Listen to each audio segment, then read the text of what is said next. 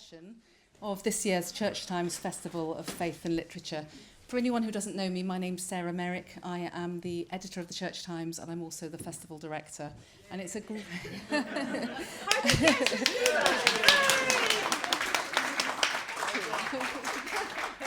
It's a great pleasure to have you here today. And one of the things that's most fun about putting together the programme is thinking who would be interesting conversation partners. And having got to know Cathy a bit recently and read her books, and also having read Elizabeth's Fully Alive, I thought these two would have a really interesting conversation. So without further ado, I'm going to hand over to them. But welcome, Elizabeth and Cathy.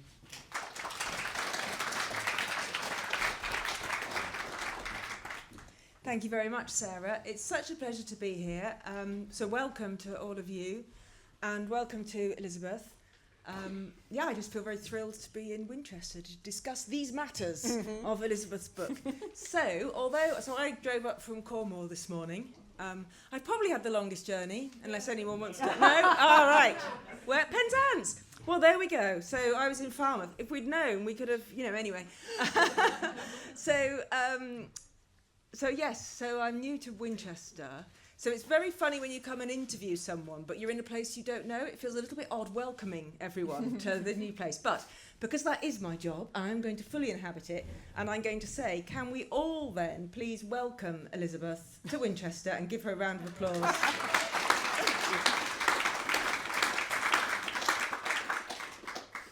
So what we're going to do is we're going to have an event that's 55 minutes long, isn't it, Sarah? But I'm going to ask you for some questions towards the end of it. There's no pressure. I just like to kind of flag that up. And so I wonder, Elizabeth, would you? I loved your book so much. I'm not going to be coy about it or leave anybody in any doubt. I felt it was like having a really interesting conversation about how to live with a really good, honest friend. That feels to me like, do I need anything else in life? If I've got that, isn't that enough? So, would you tell us perhaps about how it all started? Why did you want to write this book? So I've spent a lot of my, I always think career is too grandiose for what I've been doing, but a lot of my working life trying to think about how do we communicate about our deepest things? How do we create more space in public for these tender, very human yearnings that we have for meaning and belonging? And so there's always been in the background the way we talk about these things so badly. And I don't just mean faith. I mean what a human being is and what a good life is and how we flourish. But yes, and faith. So it's always been... something I'm interested in, but the impetus for this book was some really hard years.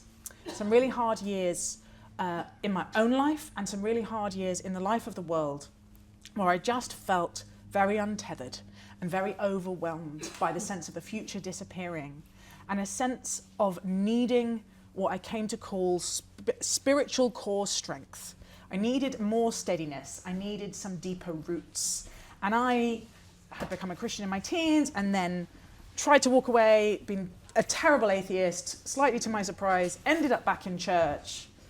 But it felt like I hadn't yet fully mined the treasure in my own tradition because it's an... I think we've got a sound thing. This is working, isn't it? Perhaps we could just hand it over. Yeah, thank you. Would it be helpful to start again? Okay. In summary, I'm very interested in how we talk about deep metaphysical yearnings in public life, and I always have been. But it was very personal. I needed more steadiness. I needed a sense of deeper roots. I was coming to a point in my life and a point in the world where it felt like wisdom was in famine everywhere I looked. And it occurred to me embarrassingly late that the Christian tradition is an apocalyptic tradition.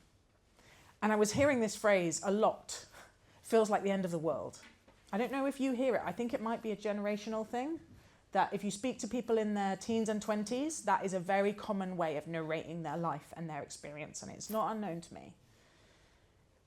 And yet I was, in theory, part of a faith tradition that was always expecting the end of the world. You know, the New Testament is a bunch of letters written between dysfunctional communities, trying to figure out what does it mean to live and love and serve and flourish right on the edge of time.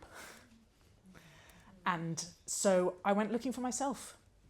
I wanted to be growing up my soul, not shriveling. I wanted to be putting my roots down deep into love so I could be steady, so I could be some use in these times, not panicked and tribal and overwhelmed. And so I wrote it for myself, and I wrote it out of a sense that there is wisdom here. There is treasure in this box marked Christianity that is inaccessible largely because the public stories about it are so terrible. And so I wanted to kind of dig some of it out and offer it to my friends, most of whom are also looking for wisdom, and most of whom it would never occur to them to go looking in that slightly off-putting box.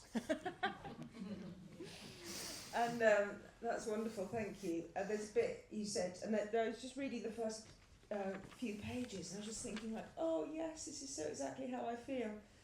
You said, I feel bone weary from carrying around heavy things. And then I wonder where all the grown-ups have gone.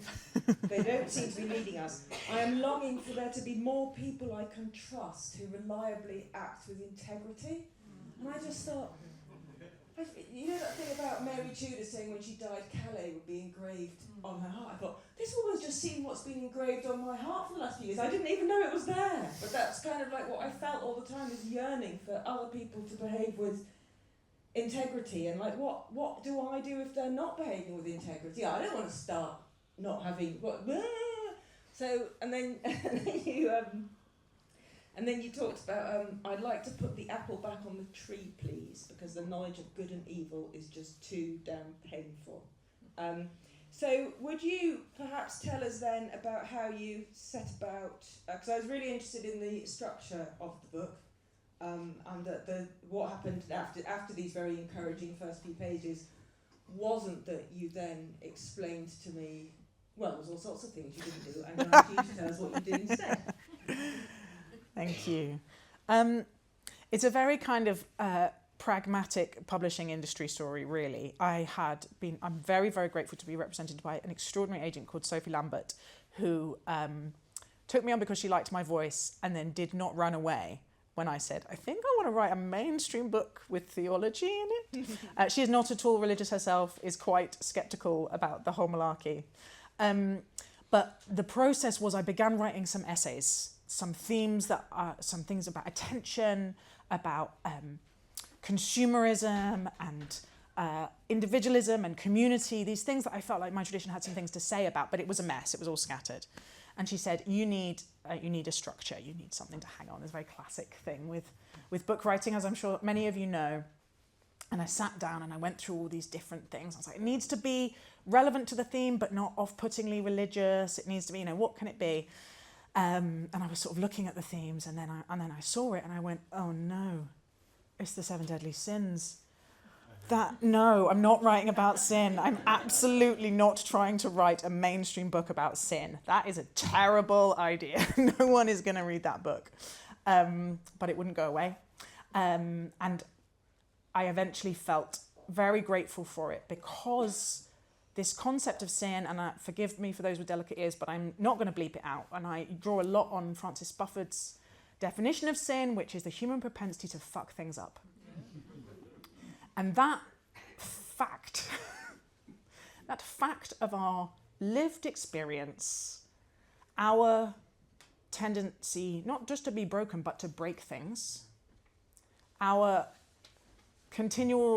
gap between the aspirations of the kind of people we want to be becoming and the kind of people we actually are, felt perhaps the truest and most helpful part of my tradition, actually, that I wanted, that, and also the one that had been so horrifically misused, that the idea for anyone outside the church, and even for most of us in the church, frankly, that the concept of sin might actually be humanizing and psychologically astute and important and liberatory.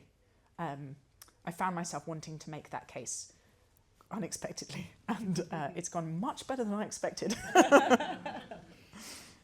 I mean, I would say as well, it really works. So I was reading the book whilst I was with my parents, and my mum is she's very atheist. It's the main thing about her.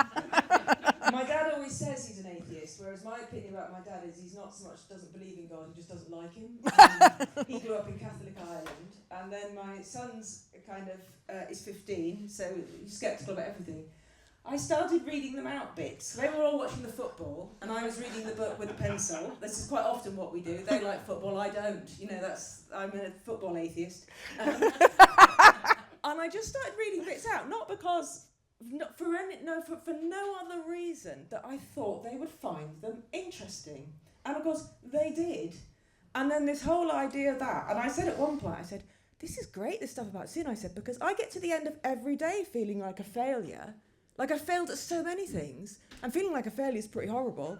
If I got to the end of the day and just thought, I've sinned several times, could I be forgiven now, please? I'll try again tomorrow. That might feel a bit nicer. And that's kind of what, if I've understood it. And we all agreed, all of us, that was a very forgiving, redemptive, nice position to be in. Even my dad, who says about confession that it's just the priest's way to know everybody's business. So it felt like we were almost in a joke, like what do you get if you get two atheists and a whatever? But suddenly everybody was nodding because of you, Elizabeth, and your spiritual vision. So you write about how sin tangles us up and slows us down. And then you also talked about Paul, who said, I do what I do not want to do. Tell us more about that. Yeah, St. Paul's a complex character, isn't he? I have a really complex relationship with him, as I do with lots of characters in the Bible, which is maybe a weird thing to say.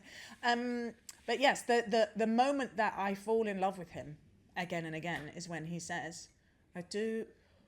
Basically, this deep human experience of getting up in the morning being like, today I am going to be this person, and getting maybe 17 minutes in and doing the exact thing you said you were not going to do, and forgetting to do the thing that was really important and that would maybe express your values and help you move towards the person that you want to be becoming. Probably in my case, because you've picked up your phone and fallen down a black hole of distracting Instagram reels about face serums.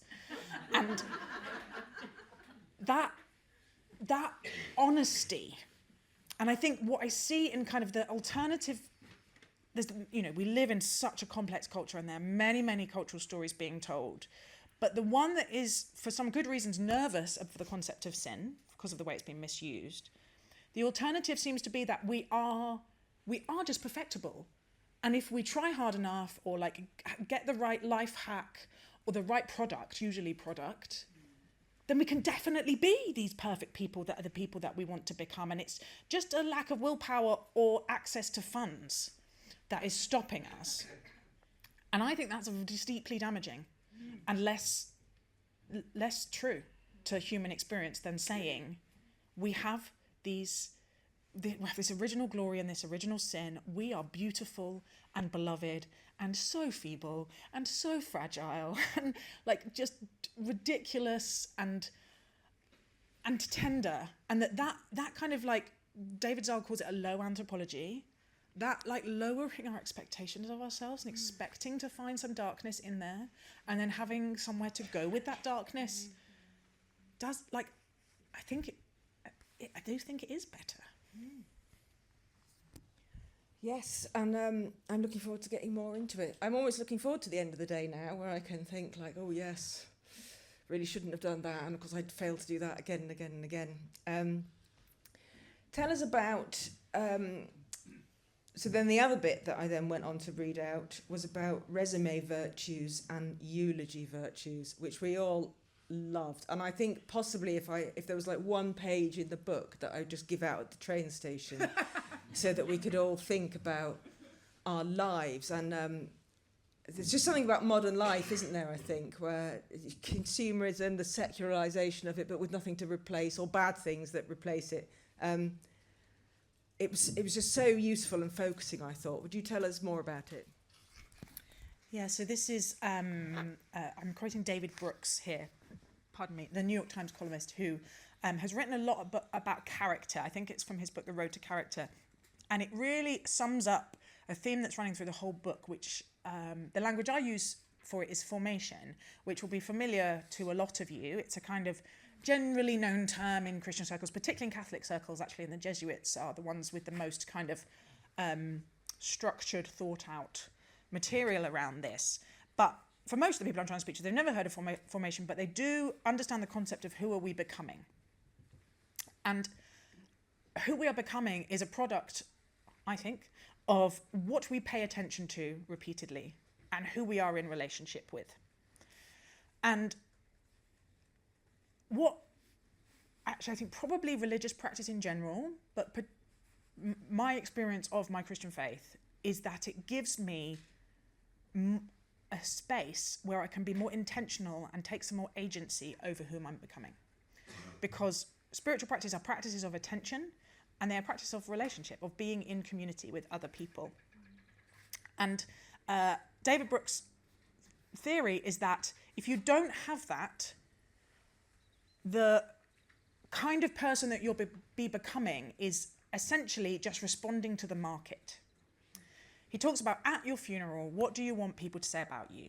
Those are the eulogy virtues. And most of us want people to say kind of similar things, right? It's not the time to be original. You want people to say that you were kind and brave and honest and that you showed up for other people, that you weren't a dickhead, basically. Excuse me. And that the relational impression that you left on others' lives was a good one. But there are no structures in society to help you become those. You know, there's no pathways. There's no training course. There's very few books. You know, there's occasionally something will pop up that deals with one small thing. But that having a vision of the person you want to be becoming, and then getting the help and the scaffolding that we need, because as we described, we are feeble and distractible, and none of it comes naturally. Without some kind of rigorous spiritual practice is almost impossible. Because the resume virtues, which are the kind of things you can put on your CV, that's where all our time and energy and money goes. How do we become richer, thinner, hotter, higher status, nicer kitchen island, nicer holidays, whatever, you know, pick your poison. Mine's serums, yours might be cycling kit or pet accessories.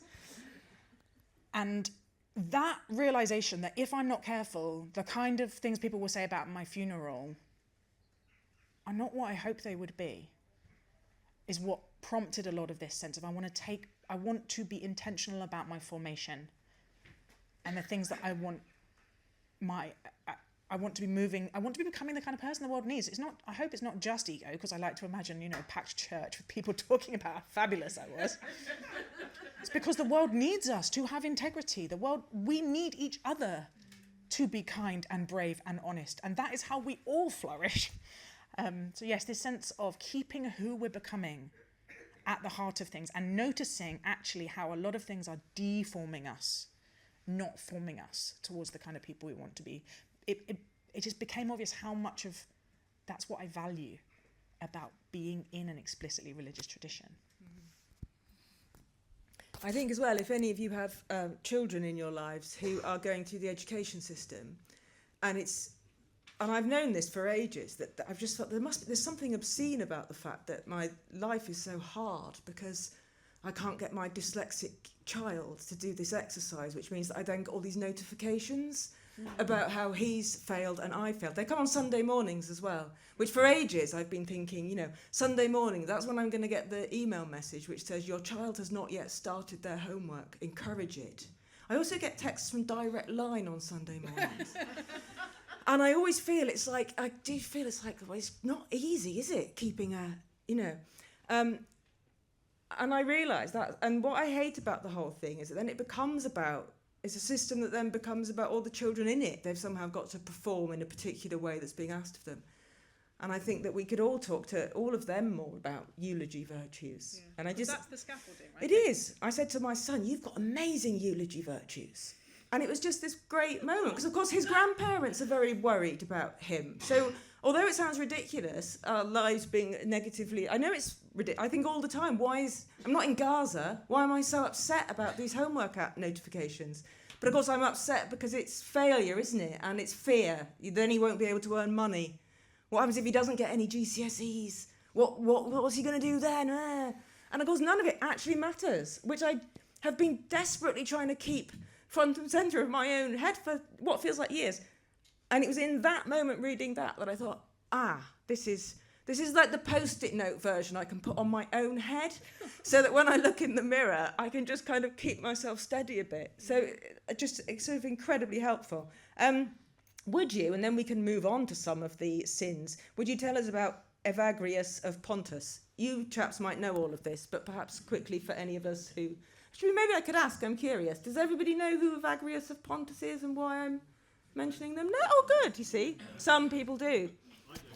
Thank you for admitting it as well. I feel we've now cast a cradle of it's okay to not know things over the room in a very virtuous way. So here we go. Yes, it is not a book that's like a detailed history of the 7 deadly sins, so don't buy it if that's what you're looking for. But I thought it would be good to at least acknowledge where what is essentially now a cultural meme, has come from. You know, I don't know about you guys, but the reason I thought it was a helpful structure is that everyone's heard of the 7 deadly sins. It's really hard to remember what they are. And you might have last come across them because Magnum ice cream did a 7 deadly sins range. Did you know that? The vanity flavour is champagne-flavoured coating covered with little silver cake decorating balls. Not delicious by the sounds of it. So the concept of the 7 deadly sins came about, and it was from the Desert Fathers, and Evagrius was the person who first wrote about them. And there were 8 initially. They were called 8 bad thoughts. And it was a way of codifying these tendencies, temptations, sort of adorably predictable feebleness that we find in ourselves. These were men and women who had left their communities to focus solely on prayer in the desert. And again, there were things that stopped them. And so he wrote those down. And they changed over time. The lists kind of went in and out. Sadness was in there for a while, which I feel is very harsh, and I am glad it is not there anymore. But it was a kind of...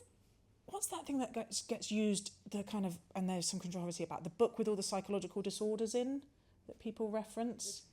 Something manual. Yeah. You guys are so well read. It was, I think, like the very early version of that. You know, what is wrong with my soul? Maybe it's one of these things. And they were very big in the medieval church, and then have since become not something that we really talk about. And honestly, it did not occur to me that they would have anything to say to me.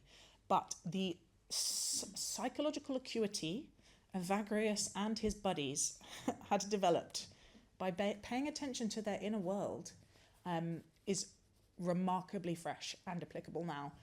I don't know about you guys, but certainly for my soul, those 7 things are still live issues. And there's something that was very interesting about reading these were the things that they themselves had worked out stopped them being able to live the lives they wanted. So not sort of you're a bad person because you do this, and you're a bad person because you do this. I feel like I could just carry on, but then we'll all get a bit nervous and start wondering if I'm a mind reader. It wasn't from that perspective, was it? It was from the thing of like, I've worked out that when I cannot be in contemplation like I want to be, it's probably one of these things. And I think, I probably have sadness on my list because there's a sinking down into it that isn't actually helpful or generative. So not from a point of view of like, I'm going to hit myself over the head if I cry. That feels not the right way to do it. But then there's also So I wonder where we want to start on the whole thing. But should we start where you did with anger? Tell us a little bit about anger. Yes, wrath.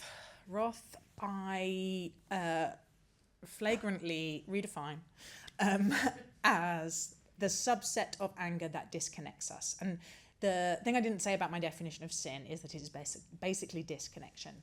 That if fully aliveness, when someone asked Jesus to sum up the whole law, he said, love God and love your neighbour. That if we are made in the image of a Trinitarian God, something about right relationship, horizontal and vertical, is necessary to our fully aliveness. That is how we flourish. And therefore sin is everything that gets in the way of that. Luther and Augustine talk about homo incurvatus en se, which means, they say man, but I say humanity. Humanity turned it in on itself. When we pull back into ourselves, that is sin. The temptation to disconnection, to unrelate from God and from others. And so I think it's entirely possible, and we see it in the Gospels, in fact all over the Bible, that I think righteous anger is really a thing. Jesus got angry. I do not think all anger is bad for our souls, but there is a subset of anger that derelates us and disconnects us. And it is, I think, very, very connected to the dynamics of tribalism and polarization that we're seeing. The bit of us that wants to other people, that wants to reduce their full humanity. Arthur Brooks talks about contempt, and I think really contempt is another way of thinking about wrath. Contempt is anger mixed with disgust.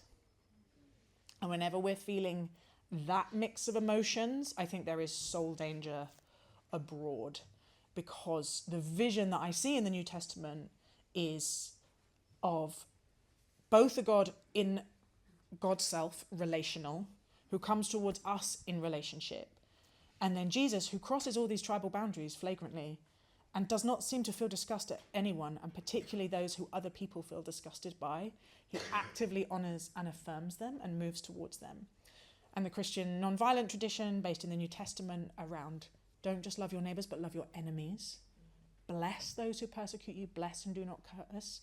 The antidote to disconnecting wrath is shot through the Christian tradition in ways that I had really never heard taught on until I started working professionally in polarization and division. And so resisting that wrath in myself, resisting the temptation to do the kind of those guys. You know, I don't want to be friends with this person, or I don't want to be seen with this person, or I'm not going to talk to that person because of a particular set of tribal signifiers, views, past mistakes, whatever it is. That's the stuff I try and pray through and seek to be able to adopt a more loving posture. And I remember a few years ago when it feels like it sort of like all started, frighteningly recently, about almost like that we were supposed to be, that not hating people. I'm thinking, like, where's it gone, this idea that we should give people the benefit of the doubt? If everybody was furious with me, if I didn't want to be furious with everyone straight away, I think it's terrifying, isn't it? I mean, isn't it? Yeah. So I'm very glad we're here, hopefully, maybe all of us, just thinking like... and I remember I sort of started saying, like, I don't think I want to add more hatred into this situation. And people would say, like, you've got to get off the fence. Yeah. Or, you know, you've got to pick your side. And I think, like, really? Like, what? Like, why is that helpful? And that was when I found I wanted to pray, not for people I liked particularly, but that I needed to find some other way of relating to the world rather than this idea that I was suddenly supposed to hate. I'm not going to tell you whether I was hating 48% or 52%, but I did initially, I'll admit it. I did initially fall into those fuckers about half the country, slightly more or slightly less. Can you guess which? Who knows? Ooh.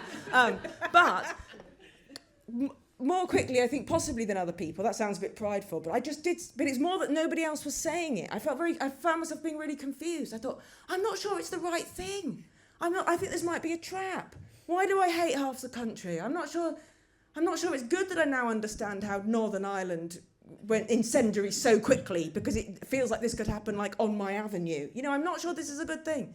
So, and I felt, I think this is maybe something prayer might help with this. Tell us more about that. Yeah, I think it's really hard to resist those dynamics in ourselves alone, because they're really natural. There's stuff in the book about homophily, which I call people like me syndrome, and it's very, very strongly evidenced that human beings have a preference for people like themselves. Not just like people like I warm to you immediately because I have those glasses, right? You know, people will buy, there's all these studies about door-to-door salespeople are more successful if they have physical characteristics in common with the person they're trying to sell to. our desire to see our own reflection reflected back at us is very deep, and it doesn't make us terrible people. You have to keep an eye on it, but it is just deep in us. And when you mix that homophily, that people like me syndrome, with anxiety, with fight or flight, which we are all continually being triggered into by our information environment, you get mutual radicalization and polarization. And we're not consciously in control of a lot of these dynamics, right? The people that we feel warm towards and the people that we really don't feel comfortable around, there's a lot of that's happening below the conscious level. But Jesus is conscious of it, right? He didn't, all of the neuroscience that helps us understand what's going on, it didn't seem to be necessary for him to name those things in us and then to actively subvert them. And so these postures, both of being someone who can cross divides and be seen with anyone and actively be making friends with people not like yourself, is a gospel invitation. And also, when he says, love your enemies and pray for those who persecute you, there's just a deep understanding of how human beings work in there, because that love feeling doesn't come, right? In my case, there is a conscious decision that I don't want to hate that person anymore, primarily because it's a horrible feeling for me. And I know enough about the consequences of this kind of hatred to think this will not lead anywhere good. But the way I actually find the steadiness is whenever I pray for someone who I'm finding difficult, it takes, depending on how serious the offence is, but for most things, because I'm very privileged and blessed not to be dealing with, terribly traumatic actions, it's a matter of seconds of just holding the person in my consciousness. And you don't have to do this. You don't have to be a Christian. You don't even have to be a theist to do this. There are forms of Buddhist meditation, loving kindness meditation, anything that is allowing you to hold someone that you instinctively do not like or even hate in your consciousness and ask for good for them. Ask for them to be blessed. Ask for them to be safe. Ask for them to know they are loved. It's making me cry, even I'm not even holding a particular person in my consciousness. I'm doing it for Donald Trump every day at the moment.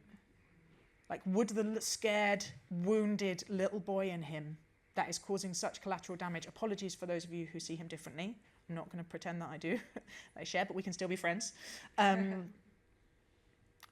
Holding him in the light of love, in the hope of transformation for him, helps draw some of the poison out of my own heart. So yeah, that posture of actively and consciously, intentionally seeking and praying for people who we hate just flips the dynamics, and it's like medicine for me. And for me, so I was leaving the car park in Truro recently, and I was going the wrong way around the one-way system, which is afraid something. Again, I'm a deeply flawed human being with all sorts of things I can't do very well, including spatial awareness and being in the appropriate place in my car. And a man coming the right way was very angry with me. It was furious. And there was loads of room. I'm not actually that even casual about it. I just don't know what happens. But there was lots of room. He was so angry.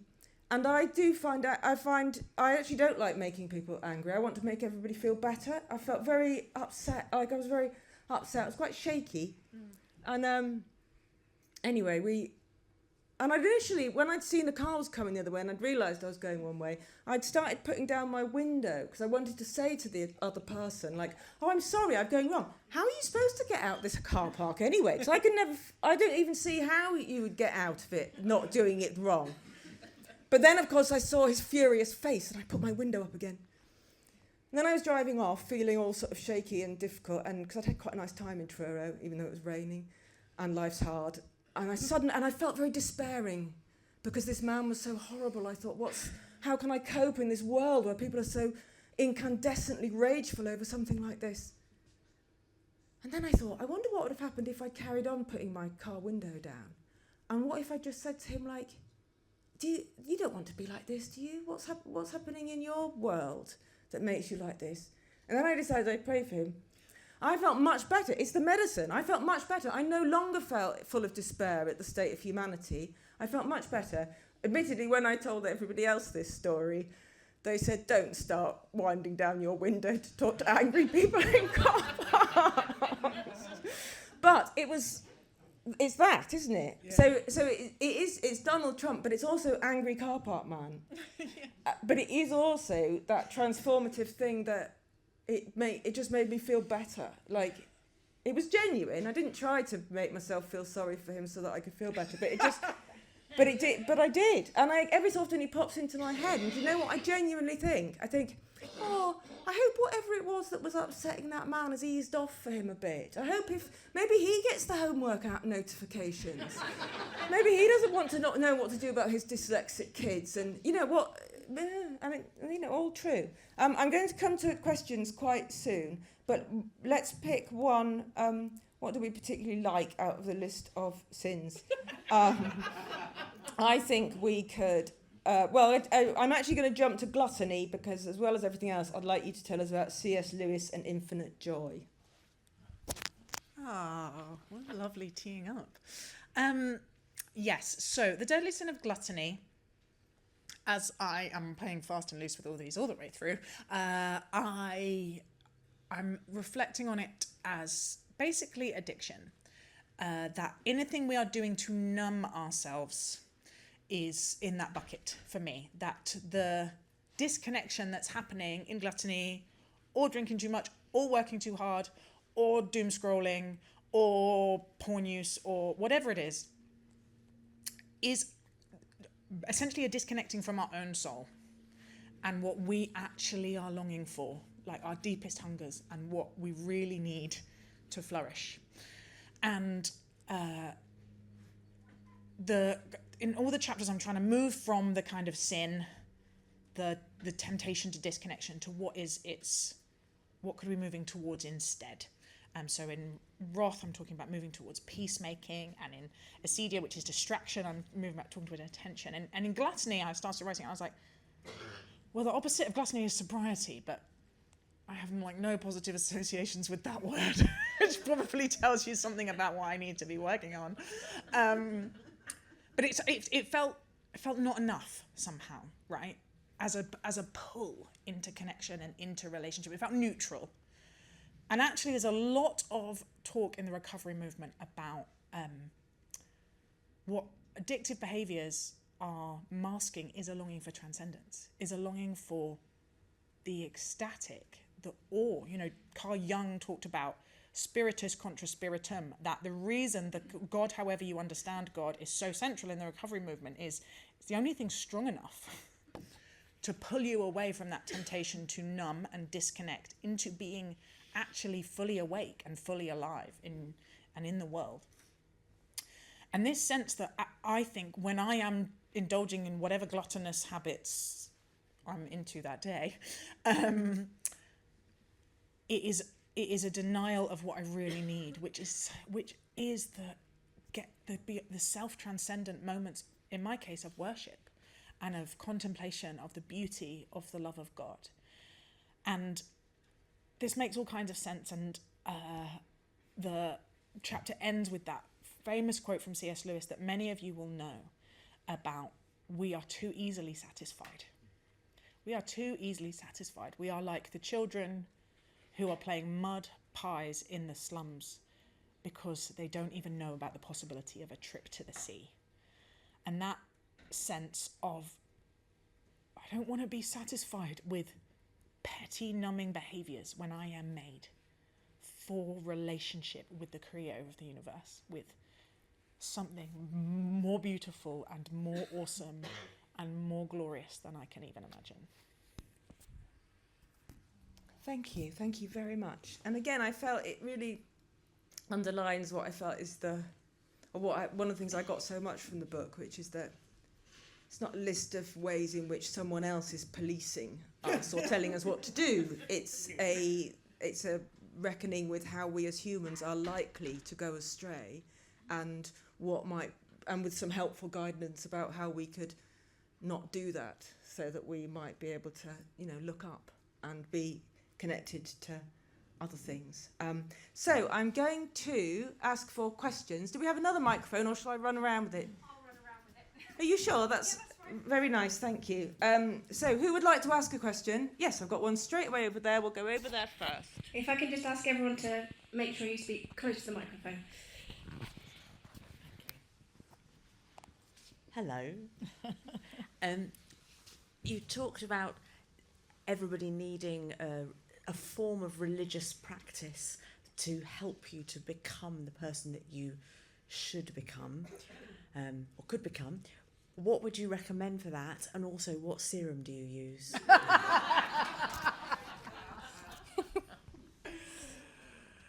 Well, thank you. Glad you noticed. No. I immediately went, oh no, I didn't say everyone has to, because that feels like too strong a tone. I have found that collective, rigorous spiritual practice is the only way I change. And so these answers are very basic, but in the case of if the church is the home, despite the church, if you have decided that the church is home, and Jesus is a very good reason to do that, then these basic things that we all know and are not sexy or original really, really help. I found reading the Bible so difficult for many years because I was treating it like this kind of theological dictionary, or like there was some answers that I was already supposed to know, and then I was supposed to match up the stories with the answers, and I just pull out like 3 or 4 verses to put on an Instagram square, the context of which were actually horrifying. Or, the strangeness of the book meant I didn't really know how to do the Bible reading part of being a Christian for a long time. And now, wow, I love it. And the surrender to just letting yourself read it for what it is, and letting it be wild and strange. And I feel much more like I'm just trying to immerse myself in the story and let its logic shape me, than have to make it make sense or stop it being spiky in places. So yeah, I'm going to say a really obvious thing, which is read the Bible. The other really obvious thing is pray, and that's also hard. None of these things come naturally for most people, and it took me a long time to figure out the practices that I need, and they'll be different for everyone. But perhaps the kind of central thing for me is my husband and I live with another family in a very small, intentional community, micro monastery. The Times called us a middle-class commune. But that, I personally felt I needed more scaffolding than just Sunday, and then my poor and incredibly patchy attempts to spend time with God on my own. And so being part of a tightly knit community of people who are trying to be formed by the same things and grow in the same direction in our home, kind of inspired by monastic structures, has been incredibly helpful. But I also still need to wave my prayer flag and have a cry. So many things. I'm greedy. I like all the flavours. Thank you. Thank you very much. And then, yes, over here, please. Hello. I am worse than a tax collector because I'm a trans woman, and Donald Trump has just protected women and children from gender ideology. The Labour Party in Scotland, the leadership wants to throw me out of women's spaces because people are scared of me there.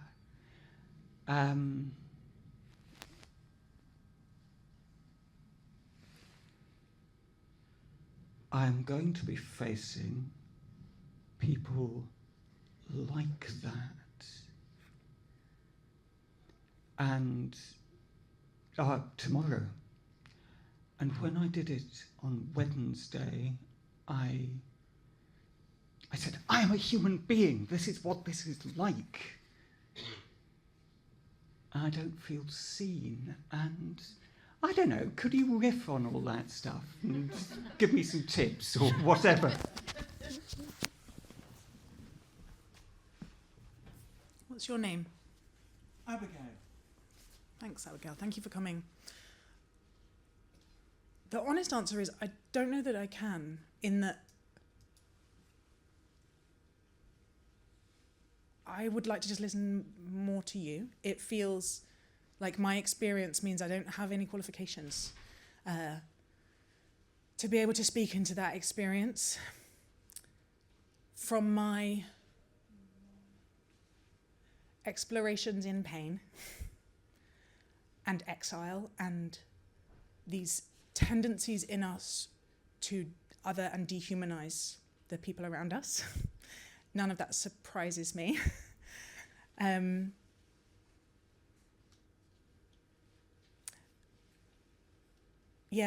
feel so unqualified to speak to your situation, but I would want to be going back to that the chapter that I wrote about status anxiety, about envy, which I think of as status anxiety, really speaks to how do we find our own sense of belovedness? Where do we root our sense of self in an almost always hostile world? And it's really hard to be ourselves in public, right? This is nothing like the stakes that you're dealing with, but like writing a book without censoring myself in public felt scary. And it was only because I had got to the point of feeling myself known and seen by the love of God that other people's opinion of me was able to lose its grip a little bit. And so, for all my ignorance and lack of, I don't know anything else about your story but what you've said, but if it's all right, that's what I'll go away and pray that you would know your belovedness and your deep roots and your knownness and your seenness, if only in that deeply private way. But it feels very insubstantial, and I'm sorry about that. Thank you. Thank you, Abigail. And the red jumper.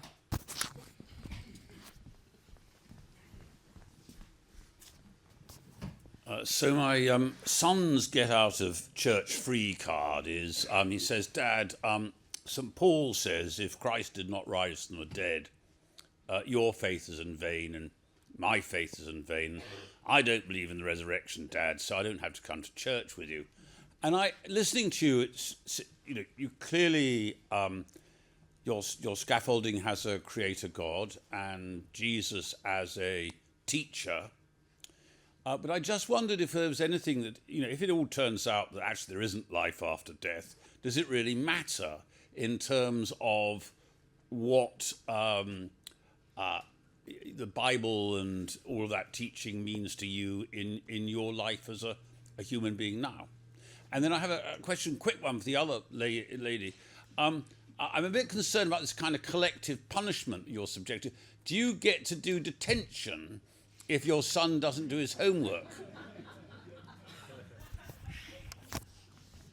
wants to take that first? Thank you. So I think it's all true. I think people get surprised by how sort of solidly orthodox, if you like, a Christian that I am, because I'm trying to speak in ways that make sense to people who aren't. And the church has not always been the best at taking the time to listen and translate and seek to understand what does and doesn't make sense to people. But I think it's very important. I believe Jesus lived and died and rose again, right? And some days I don't, right? Those things are both true. That it slides in and out of focus. And so I think it matters if it's true or not, and I think it can hold us even when we don't think it is true. And that in that holding, we are more likely to stay fully human than if we give up on it. I know that's quite a complex answer. The whole book is basically trying to be of use to people who have no particular faith themselves. And therefore I put the word God in square brackets through the whole thing to acknowledge that it's very semiotically dense and people have a lot of associations with it and it's hard to talk about well. But then there is a final chapter where I'm like, we've gone round and round the mountain. This is what I think is at the centre, and I hope you can trust me enough now to let me try and talk about it without feeling like this is some manipulative bait and switch. So I think you can both really care about the truth of it and believe that the practices of attention and the shared ritual and the commitment to community are eulogy virtue shaping things. That basically the shorthand is, even on the days that I don't believe it, I still go to church because I think it's better. And it turns my attention towards the good, towards the person of Jesus, which if there's anyone that I might want to be becoming, even if I'm not sure about the metaphysics associated with him that day, I still want to be becoming more like Jesus. He's the most vivid, loving human there has ever been. So I'm aware that's a complex answer, but both. Do you want to answer that one? I can't remember what it was, and I think it was a joke. But I could tell you that I don't know. My thing is I don't ever want to put anyone in detention. Because even if they deserve to be in detention, I certainly don't want to have to be the person that would put anyone in detention ever. I just want to not hate people. I really, really, really want to not hate people. And I want everybody to feel that they are a human being and that they're loved. And that's all I want.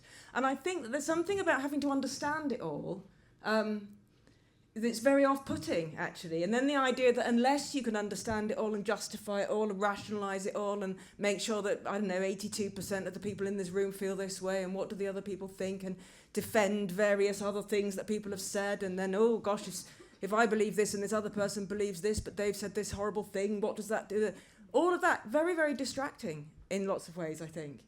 And I feel really fortunate that I don't have any tradition other than this sudden, felt to me like a fairly... I don't think anyone would be surprised to find out that I don't put hating people at the top of my list of hobbies. I mean, I've never been much of a hater. But just to be able to just say, I just want to love all of you. It's quite an inclusive offer as well. Because if you actually started stamping on my feet, I'd probably run away. But yes, that's... now, yes, we're going to come there, and then we'll go there if we've got time. We'll have to be very, very quick. So I talked for too long about not wanting to hate people. If we believe in just a bit close to you. If we believe in a loving creator God, how do we then reconcile, and be made in the image of God, how then do we reconcile this with the theology of original sin and atonement theology? A God who loves us, why would he create us as people who are going to fail? And then the way of dealing with our failure is to get a human sacrifice his son on a cross. And this, I think, is a great problem for Christianity. Sorry, I'm also going to... I feel like I'm going to let you have a little answer, but I'm also just going to acknowledge for us all that is a very big question. And we literally have 90 seconds left of this event. And I don't want anyone to feel that they are not seen or not heard, or that their question isn't important or in any way censored. But do your best in, less than a minute. Wow. So this is like the most ridiculous and annoying thing for an author to say, but I go near it a little bit in the last chapter, and I wrote it so carefully that I wouldn't want to butcher it now. My sense is that there's lots of different ways to understand what happened on the cross, and a kind of penal substitutionary model is one of them. And there are threads that make sense of that in Scripture, but Scripture is polyphonic. And Fleming Rutledge talks about the myriad metaphorical ways humans have grasped to understand what happened when the world turned, when Jesus died, right? And there are many other ways to understand what happened there. And I'm in the I just turn the kaleidoscope, and I want to dwell in those stories and acknowledge that we don't know. But it's huge. I don't think it's the only way of understanding what happened. And there are lots of other threads in the tradition that you might find nourishing. Thank you very much. We could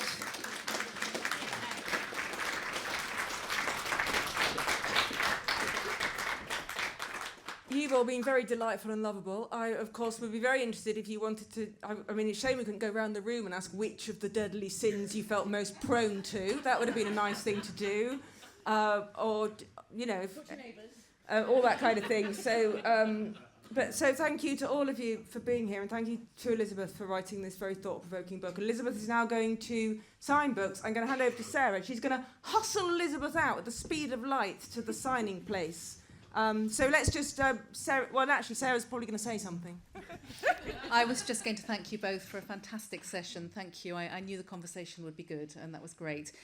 Yes, I'm sure Elizabeth will be happy to talk more, but we are going to make an exit first and go to the bookshop at the west end of the cathedral, so do come and see us there. And I would appreciate it if you don't detain Elizabeth on her progress through, much as you'd like to keep the chat. Thank you all.